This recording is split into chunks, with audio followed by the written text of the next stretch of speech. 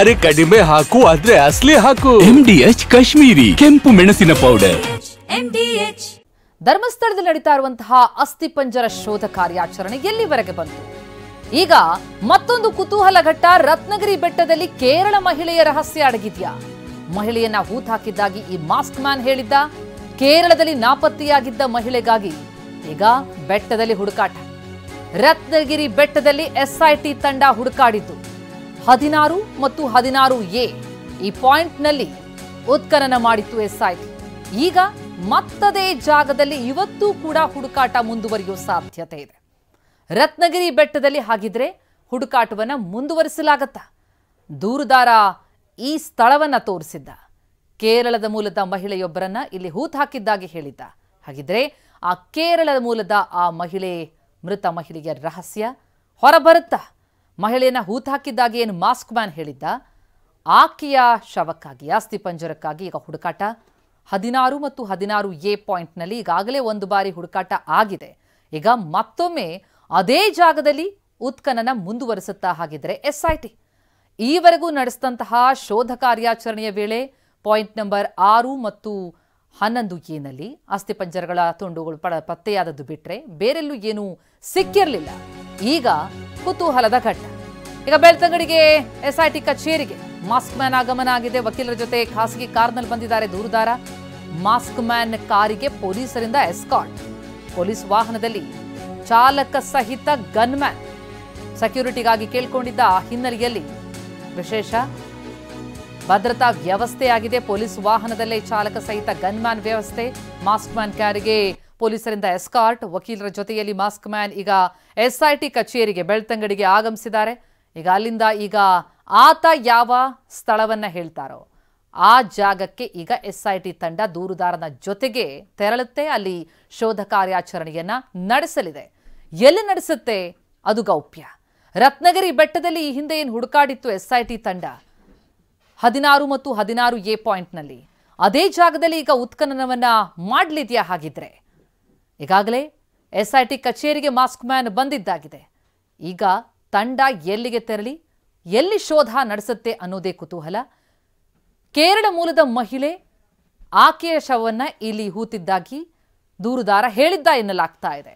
ಈಗ ಆ ಜಾಗದಲ್ಲಿ ಈಗ ಶೋಧ ಕಾರ್ಯಾಚರಣೆಯನ್ನು ನಡೆಸಲಾಗುತ್ತಾ? ಹಾಗಿದ್ರೆ ಈವರೆಗೂ ಪಾಯಿಂಟ್ಗಳನ್ನೇನು ಗುರುತಿಸಲಾಗಿತ್ತು ಅಲ್ಲೇ ಹಂತ ಹಂತವಾಗಿ ಶೋಧ ಕಾರ್ಯಾಚರಣೆ ನಡೆಸಲಾಗ್ತಾ ಇತ್ತು. ಆದರೆ ಈಗ ಮೊನ್ನೆಯಿಂದ ನಾವು ಗಮನಿಸ್ತಾ ಹೋದ್ರೆ ಸ್ಥಳವನ್ನ ಹೇಳ್ತಿಲ್ಲ, ನೇರವಾಗಿ ಬರ್ತಾರೆ, ಕಾರ್ಯಾಚರಣೆಗೆ ಮುಂದಾಗ್ತಾರೆ. ಇದೇ ರೀತಿಯ ಪ್ರಕ್ರಿಯೆಗಳು ನಡೀತಾ ಇದೆ. ಗೌಪ್ಯವಾಗಿ ನಡೆಸಲಾಗ್ತಾ ಇದೆ. ಖಾಕಿ ಪಡೆಗೂ ಕೂಡ ಮಾಹಿತಿಯನ್ನ ಕೊಡಲಾಗ್ತಾ ಇಲ್ಲ. ಈ ಬಗ್ಗೆ ಡೀಟೇಲ್ಸ್ ನೀಡ್ತಾ ಹೋಗ್ತಾರೆ ನಮ್ಮ ಪ್ರತಿನಿಧಿ ಪೃಥ್ವಿ ಮತ್ತು ಅಶೋಕ್. ಈಗ ನಮ್ಮ ಜೊತೆ ನೇರ ಸಂಪರ್ಕದಲ್ಲಿದ್ದಾರೆ. ಮೊದಲಿಗೆ ಪೃಥ್ವಿ, ನಿಮ್ಮಿಂದ ಮಾಹಿತಿ ಪಡೆಯೋದಾದ್ರೆ ಇವತ್ತೆಲ್ಲಿ ಶೋಧ? 16 ಮತ್ತು 16A ಪಾಯಿಂಟ್ ಬಗ್ಗೆ ಏನ್ ಕುತೂಹಲ ಇದೆ?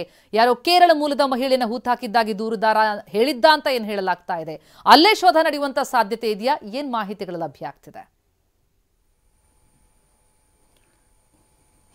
ಖಂಡಿತ ಪ್ರತಿಮಾ, ಏನು ಶನಿವಾರ ಈ ಒಂದು ಶೋಧ ಕಾರ್ಯಾಚರಣೆ ಈ ರತ್ನಗಿರಿ ಬೆಟ್ಟದಲ್ಲಿ ನಡೀತು. ಬಾಹುಬಲಿ ಬೆಟ್ಟ ರತ್ನಗಿರಿ ಬೆಟ್ಟದಲ್ಲಿ ನಡೀತು. ಸೊ 16 ಮತ್ತು 16A ಅಂತ ಹೇಳಿ ಈ ಒಂದು ಪಾಯಿಂಟನ್ನು ಗುರುತು ಮಾಡ್ಕೊಂಡಿದ್ರು. ಸೊ ಇಲ್ಲಿ ಪ್ರಮುಖವಾಗಿ ನಾವು ನೋಡ್ತಾ ಹೋಗೋದಾದ್ರೆ ಈ ಒಂದು 16 ಮತ್ತು 16A ಆತ ಏನು ಹೇಳಿದ್ದು ಅಂತ ಹೇಳಿದ್ರೆ, ಒಂದು ಕೇರಳದ ಒಂದು ಮಹಿಳೆಯನ್ನ ಇಲ್ಲಿ ಹೂತಿಟ್ಟಿದ್ದಾಗಿ ಆತ ಮಾಹಿತಿಯನ್ನ ಕೊಟ್ಟಿದ್ದ. ಅಂದ್ರೆ ಆ ಒಂದು ಕೇರಳದ ಮಹಿಳೆ ಸಾವನ್ನಪ್ಪಿದ್ಲು. ಸೊ ಆಕೆಯನ್ನ ನಾನು ಹೂತಿಟ್ಟಿದ್ದೆ ಅಂತ ಹೇಳಿ ಆತ ಹೇಳಿದ್ದಂಥದ್ದು. ಸೊ ಆ ಒಂದು ಜಾಗವನ್ನು ಇಲ್ಲಿ ಡಿಗ್ ಮಾಡಿದ್ರು. ಸೊ ಇಲ್ಲಿ 16 ಮತ್ತು 16A ಅಂತ ಹೇಳಿ ಎರಡನ್ನ ಕೂಡ ಇದನ್ನ ಪಾಯಿಂಟ್ ಅನ್ನ ತೆಗೆದು ನೋಡಿದ್ರು. ಸೊ ಇಷ್ಟು ವಿಸ್ತೀರ್ಣವಾಗಿ ಏನಿದೆ ಎರಡೂ ಕಡೆ ತೆಗೆದಿದ್ದಂಥದ್ದು. ಅಂದ್ರೆ ಅವತ್ತು ರಾತ್ರಿ 7ರಿಂದ 7:30 ಸುಮಾರವರೆಗೂ ಕೂಡ ಕಾರ್ಯಾಚರಣೆ ನಡೀತು. ಸೊ ಅದರಿಂದಾಗಿ ಆತನಿಗೆ ಇನ್ನೂ ಈ ಜಾಗದ ಬಗ್ಗೆ ಸಮಾಧಾನ ಸಿಕ್ಕಿಲ್ಲ. ಯಾಕೆ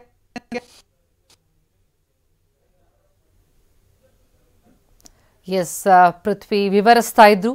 16 ಮತ್ತು 16A ಪಾಯಿಂಟ್, ಆ ಎರಡು ಪಾಯಿಂಟ್ಗಳೇನಿವೆ ಅಲ್ಲಿ ಕೇರಳ ಮೂಲದ ಮಹಿಳೆ ಆಕೆಯನ್ನ ಹೂತಿದ್ದಾಗಿ ಈ ದೂರುದಾರ ಏನು ಹೇಳ್ಕೊಂಡಿದ್ದ, ಅಲ್ಲಿ ಶೋಧ ಕಾರ್ಯಾಚರಣೆಯನ್ನು ಇವತ್ತು ನಡೆಸುವಂತಹ ಎಲ್ಲಾ ಸಾಧ್ಯತೆಗಳು ಕಂಡು ಬರ್ತಾ ಇದೆ. ಕೇರಳದಲ್ಲಿ ನಾಪತ್ತೆಯಾಗಿದ್ದ ಮಹಿಳೆಗಾಗಿ ಹುಡುಕಾಟ ನಡೆಸಲಾಗುತ್ತಾ? ಹಾಗಿದ್ರೆ ಎಸ್ ಪೃಥ್ವಿ ವಿವರಿಸ್ತಾ ಇದ್ರಿ, ಗೋ ಹೆಡ್, ಏನೇನ್ ಮಾಹಿತಿಗಳು ಲಭ್ಯ ಆಗ್ತಾ ಇದೆ? 16ನಲ್ಲೇ ಹಾಗಿದ್ರೆ ಹುಡುಕಾಟ ಮುಂದುವರಿಯುತ್ತಾ? ಹೌದು ಪ್ರತಿಮಾ, ಅಂದರೆ ಈ ಶನಿವಾರ ಏನು 7-7:30ವರೆಗೂ ಕೂಡ ಇಲ್ಲಿ ಹುಡುಕಾಟ ನಡೆಸಲಾಯಿತು. ಅದಾದ ಬಳಿಕ ಇಲ್ಲಿ ಏನು ಸಿಗಲಿಲ್ಲ ಒಂದು ಅನಾಮಿಕ ವ್ಯಕ್ತಿಯನ್ನು ಅವತ್ತು ಟೈಮ್ ಮುಗ್ದಿದ್ರಿಂದ ಇಲ್ಲಿಂದ ಕರ್ಕೊಂಡು ಹೋಗಿದ್ರು. ಸೊ ಆತನ ವಾದ ಏನಂತ ಹೇಳಿದ್ರೆ, ಇಲ್ಲ ಅಲ್ಲೇ ಎಲ್ಲೋ ನಾನು ಹೂತಾಕಿದ್ದೆ, ಕೇರಳದ ಮಹಿಳೆಯನ್ನ ಹೂತಾಕಿದ್ದಂಥದ್ದು ಸಿಗುತ್ತೆ ಅನ್ನೋದು ಆತನ ವಾದ ಆಗಿತ್ತು. ಅದನ್ನೇ ಆತನ ಅಡ್ವೊಕೇಟ್ಗಳು ಕೂಡ ಕೆಲವೊಂದು SIT ಜೊತೆ ಚರ್ಚೆಯನ್ನು ಮಾಡಿದ್ರು. ಭೌಗೋಳಿಕ ಬದಲಾವಣೆಯಾಗಿದೆ, ಇತ್ತೀಚೆಗೆ ಮಣ್ಣನ್ನು ತಂದು ಸುರಿಯಲಾಗಿದೆ, ಸೊ ಇದರಿಂದಾಗಿ ಹುಡುಕ್ಲಿಕ್ಕೆ ಕಷ್ಟ ಆಗ್ತಿದೆ, ಇನ್ನೂ ಕೂಡ ಟೈಮ್ ಕೊಡಬೇಕು ಅಂತ ಹೇಳಿದ್ರು. ಅದಕ್ಕೋಸ್ಕರ ಅವತ್ತು ಕತ್ಲೆ ಆದಂಥ ಸಂದರ್ಭದಲ್ಲೂ ಕೂಡ 16A ಅಂತ ಮಾಡ್ಕೊಂಡು ಅಕ್ಕಪಕ್ಕ ಮಾಡಿದ್ರು. ಇವತ್ತು 16BA ಆಗಿದೆ, BCD ಈ ರೀತಿ ಅಕ್ಕಪಕ್ಕ ಸುತ್ತಮುತ್ತ ಮಾಡ್ಕೊಳ್ತಾರ ಅನ್ನೋ ಒಂದು ಅನುಮಾನ ಈಗ ಇರುವಂಥದ್ದು. ಯಾಕೆ ಅಂತ ಹೇಳಿದ್ರೆ ಆತ ಈಗ SIT ಕಚೇರಿಗೆ ಏನು ಬಂದಿದ್ದಾನೆ, ಆತ ಕೊನೆ ಕ್ಷಣದಲ್ಲಿ ಯಾವ ಸ್ಪಾಟ್ ಹೇಳ್ತಾನೆ ಅಲ್ಲಿಗೆ ಕರ್ಕೊಂಡು ಹೋಗುವಂಥದ್ದು. ಸೊ ನಿನ್ನೆ ಭಾನುವಾರ ಆಗಿದ್ದರಿಂದ ಈ ಒಂದು ಕಾರ್ಯಾಚರಣೆ ನಡೆದಿರಲಿಲ್ಲ. ಸೊ ಮೊನ್ನೆ ಆತನಿಗೆ ಇದು ಸಮಾಧಾನ ಇರಲಿಲ್ಲ, 16 ಮತ್ತು 16A ಇನ್ನೂ ಮಾಡಬೇಕು ಅನ್ನೋ ನಿಟ್ಟಿನಲ್ಲೇ ಇದ್ದ. ಸೊ ಅದರಿಂದ ಆತ ಏನಾದರೂ ಇವತ್ತು 16ನೇ ಪಾಯಿಂಟ್ ಬಾಹುಬಲಿ ಬೆಟ್ಟವನ್ನೇ ಏನಾದರೂ ಹೇಳ್ತಾನೋ ಅನ್ನೋ ಈಗ ನಿರೀಕ್ಷೆಗಳು ಇರುವಂಥದ್ದು. ಅದೇ ರೀತಿ ಆತ ಹೇಳುವಂಥ ಸಾಧ್ಯತೆಗಳೇ ಇದೆ ಅಂತಲೇ ಹೇಳಲಾಗ್ತಾ ಇದೆ. ಸೊ ಇದಕ್ಕಿಂತ ಮೊದಲು ಆತ ಅಡ್ವೊಕೇಟ್ಗಳ ಜೊತೆ ಏನಿರ್ತಾನೆ, ಸೊ ಅಡ್ವೊಕೇಟ್ಗಳ ತಂಡ ಏನು ಆತನಿಗೆ ಹೇಳ್ಕೊಟ್ಟಿರುತ್ತೆ, ಯಾವ ರೀತಿ ಮಾಡಬೇಕು ಅನ್ನೋದು ಅವ್ರದ್ದು ಒಂದು ಡಿಸ್ಕಷನ್ ಆಗಿರುತ್ತೆ. ಆ ಮೂಲಕ SIT ಅಧಿಕಾರಿಗಳ ಜೊತೆ ಈ ಅನಾಮಿಕ ದೂರುದಾರ ಹೇಳ್ತಾನೆ. ಅದಾದ ಮೇಲೆ ನೋಟಿಸ್ ಕೊಟ್ಟು ಆತನನ್ನು ಪ್ರೊಸೀಜರ್ ಮಾಡ್ಕೊಂಡು ಈ ಒಂದು ಸ್ಪಾಟಿಗೆ ಕರ್ಕೊಂಡು ಹೋಗಲಾಗುತ್ತೆ. ಸದ್ಯಕ್ಕೆ 16ನೇ ಪಾಯಿಂಟ್ ಅಂದರೆ ಈ ಬಾಹುಬಲಿ ಬೆಟ್ಟ, ರತ್ನಗಿರಿ ಬೆಟ್ಟ ಏನಿದೆ, ಇಲ್ಲಿಗೆ ಬರ್ತಾರಾ ಇಲ್ಲ ಇವತ್ತೇನಾದರೂ ಅಚ್ಚರಿಯ ಬೇರೆ ಜಾಗವನ್ನು ತೋರಿಸ್ತಾನ ಅನ್ನೋದನ್ನ ಇನ್ನೇ ಕೆಲವು ಕ್ಷಣಗಳಲ್ಲಿ ಗೊತ್ತಾಗಲಿದೆ. ಪ್ರತಿಮಾ, ಎಸ್, ಪೃಥ್ವಿ ಸಂಪರ್ಕದಲ್ಲಿದೆ, ಹಾಗೆ ಅಶೋಕ್ ಕೂಡ ಸಂಪರ್ಕದಲ್ಲಿದ್ದಾರೆ. ಅಶೋಕ್, SIT ಕಚೇರಿಗೆ ದೂರುದಾರ ಬಂದಿದ್ದಾರೆ ಅನ್ನುವಂತಹ ಮಾಹಿತಿ, ಅಲ್ಲಿನ ಪ್ರಕ್ರಿಯೆಗಳು ಅಂದ್ರೆ ಇಷ್ಟು ದಿನ ನಡೀತಾ ಇದ್ದಕ್ಕೂ ಮೊನ್ನೆಯಿಂದ ಬದಲಾದಂತಹ ಪ್ರಕ್ರಿಯೆಗಳನ್ನ ಗಮನಿಸ್ತಾ ಹೋದ್ರೆ ಎಲ್ಲಿ ಕರ್ಕೊಂಡು ಹೋಗ್ತಾರೆ ಅನ್ನೋದು ಇನ್ನೂ ಕುತೂಹಲನೇನಾ? ಏನ್ ನಡೀತಾ ಇದೆ SIT ಕಚೇರಿ ಬಳಿ? ಹೌದು ಪ್ರತಿಮಾ, ಮೊನ್ನೆ ಕಳೆದ 2 ದಿವಸಗಳಿಂದ ಈ ಸ್ಥಳ ಗುರುತಿಸುವ ಪ್ರಕ್ರಿಯೆ ಇದೆ, ಅದರಲ್ಲಿ ಬಹಳಷ್ಟು ಗೌಪ್ಯತೆಯನ್ನು ಕಾಪಾಡಿಕೊಂಡು ಬರಲಾಗ್ತಿದೆ. ಅಂದರೆ ಆ ಸ್ಪಾಟ್ಗೆ ಹೋಗುವುದಕ್ಕೆ ಒಂದು 15 ನಿಮಿಷ ಮೊದಲಷ್ಟೇ ಗೊತ್ತಾಗುತ್ತೆ, ಅದು ಕೂಡ SIT ಅಧಿಕಾರಿಗಳು ಮಾತ್ರ ಗೊತ್ತಾಗುವಂಥದ್ದು. ಉಳಿದಂತೆ ಫೊರೆನ್ಸಿಕ್ ಟೀಮ್ ಇರುತ್ತೆ, ರೆವಿನ್ಯೂ ಡಿಪಾರ್ಟ್ಮೆಂಟ್ನವ್ರು ಇರ್ತಾರೆ, ಫಾರೆಸ್ಟ್ನವ್ರು ಇರ್ತಾರೆ, ಪೌರಕಾರ್ಮಿಕರು ಇರ್ತಾರೆ, ಇವ್ರು ಯಾರಿಗೂ ಕೂಡ ಗೊತ್ತಾಗೋದಿಲ್ಲ. ಆತ ಬಂದ ತಕ್ಷಣ ಆತನಿಗೊಂದು ನೋಟಿಸನ್ನು SIT ಅಧಿಕಾರಿಗಳು ನೀಡ್ತಾರೆ. ಎಲ್ಲಿ ಇವತ್ತು ಸ್ಪಾಟನ್ನು ಗುರುತಿಸ್ತೇನೆ ಅಂತೇಳಿ ಆತನ ಬಳಿಯೇ ಪ್ರಶ್ನೆ ಮಾಡ್ತಾರೆ. ಸೊ ಆತ ಒಂದು ಸ್ಥಳದ ಹೆಸರನ್ನು ಹೇಳ್ತಾನೆ. ಸೊ ಆ ಒಂದು ಸ್ಥಳಕ್ಕೆ ನೇರವಾಗಿ ಹೋಗಲಾಗ್ತದೆ. ಅಂದ್ರೆ ಸಂಪೂರ್ಣವಾಗಿ ತಂಡ ಆ ಭಾಗಕ್ಕೆ ತೆರಳುತ್ತೆ. ಪ್ರಮುಖವಾಗಿ ಅಲ್ಲಿನ ಸ್ಥಳೀಯ ಪೊಲೀಸ್ ಠಾಣೆಗೂ ಕೂಡ ಈ ಬಗ್ಗೆ ಮಾಹಿತಿ ಇರೋದಿಲ್ಲ. ಸೊ ಇವತ್ತಿನ ಕಾರ್ಯಾಚರಣೆ ಕೂಡ ಇನ್ನು ಕೆಲವೇ ಹೊತ್ತಿನಲ್ಲಿ ಆರಂಭ ಆಗ್ಲಿಕ್ಕಿದೆ. ಈಗಾಗಲೇ ಮಾಸ್ಕ್ ಮ್ಯಾನ್ ತನ್ನ ವಕೀಲರ ಜೊತೆ ಖಾಸಗಿ ಕಾರ್ನಲ್ಲಿ SIT ಕಚೇರಿಗೆ ಬಂದಿದ್ದಾನೆ. ಆತನಿಗೆ ಇವತ್ತು ಕೂಡ ಭದ್ರತೆಯನ್ನು ಮುಂದುವರಿಸಲಾಗಿದೆ.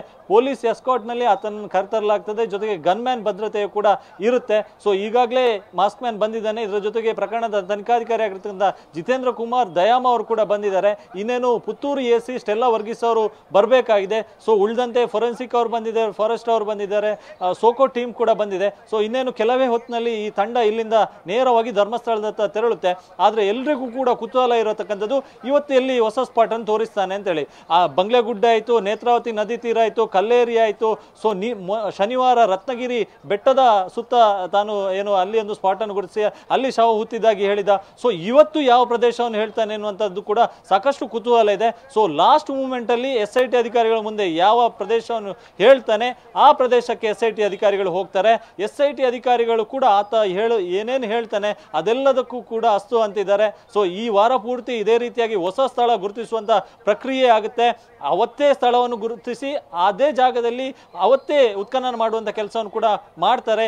ಈ ಹಿಂದೆ ಮೊದಲು ಒಂದಿಷ್ಟು ಸ್ಥಳಗಳನ್ನು ಗುರುತಿಸುವಂತ ಪ್ರಕ್ರಿಯೆ ಆಗ್ತಿತ್ತು. ಅದಾದ ಬಳಿಕ ಉತ್ಖನನ ಮಾಡುವಂತ ಕಾರ್ಯಾಚರಣೆ ನಡೀತಿತ್ತು. ಆದ್ರೆ ಈಗ ತನಿಖೆಯಲ್ಲಿ ಬದಲಾವಣೆ ಆಗಿರ್ತಕ್ಕಂಥದ್ದು, ಈ ಪ್ರಕ್ರಿಯೆಗಳಲ್ಲಿ ಬದಲಾವಣೆ ಆಗಿರ್ತಕ್ಕಂಥದ್ದು. ಆತ ತೋರಿಸಿದಂತ ಸ್ಥಳವನ್ನು ಅಲ್ಲೇ ಗುರುತಿಸಿ ಅಲ್ಲೇ ಉತ್ಖನನ ಮಾಡುವಂತ ಕಾರ್ಯವನ್ನು SIT ಅಧಿಕಾರಿಗಳು ಮಾಡ್ತಾ ಇರ್ತಕ್ಕಂಥದ್ದು. ಪ್ರತಿಮಾ, ಥ್ಯಾಂಕ್ಸ್ ಅಶೋಕ್, ಥ್ಯಾಂಕ್ಸ್ ಪೃಥ್ವಿ ತಮ್ಮೆಲ್ಲ ಮಾಹಿತಿಗೆ. MDH ನ ಕಿಚನ್ ಅಲ್ಲಿದ್ರೆ ನಾವು ಎಲ್ಲವನ್ನು ಮಾಡಬಹುದು. ಬೆಂಗನ್ ಕಾ ಬರ್ತಾ, ಆಲೂ ಗೋಬಿ, ಬಿಂಡಿ ಮಸಾಲಾ, ಇನ್ನೂ ಬಹಳಷ್ಟು. MDH